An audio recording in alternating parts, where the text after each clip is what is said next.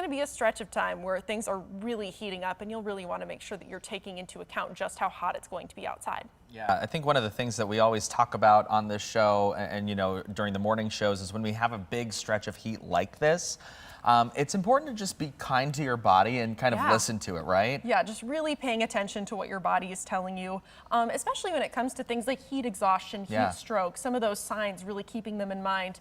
If you're sweating a lot and all of a sudden you stop, but you're still really hot, that can be a sign of heat stroke. Just keeping all of these little tips in mind to tell yourself, all right, I'm sweating a lot, maybe I'm a little dizzy, a little nauseous. All right, time to get inside, get some water, cool down.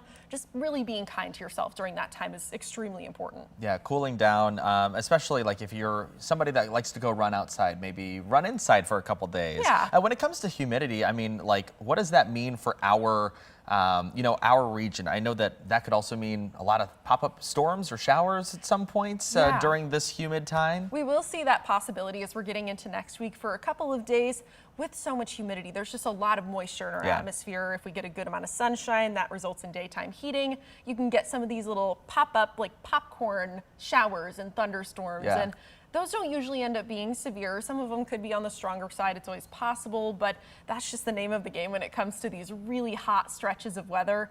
The heat is going to be the main impact here, but yes, we do have that possibility where we could see a stray shower or two popping up because of the heat and humidity. Yeah, so keep that in mind. It's not going to be a shower that cools us off by any means, just given the extreme heat that we will be seeing. You know, something that you like to pull up during your forecast when you're forecasting heat is the feels like graph. Yeah. Can you explain to people what that exactly means and, you know, what that means for them when they're moving about the next couple of days? Yeah, so to calculate a feels like temperature or a heat index or heat index values, what a lot of the times it's called as well, you would use an equation just to be able to factor in, okay, what's the dew point, what's the temperature? You can take the amount of moisture that's in the air, that humidity, and determine how it will actually feel to somebody's skin. Because 90 degrees on a dry day, we all know, feels a lot different than 90 degrees on an extremely humid day, or for that matter, even just a 75-degree day when it's really humid versus really dry. One definitely feels a little bit more uncomfortable than the other. That's absolutely for sure, and that's what we're going to end up seeing with so much of that moisture in our atmosphere.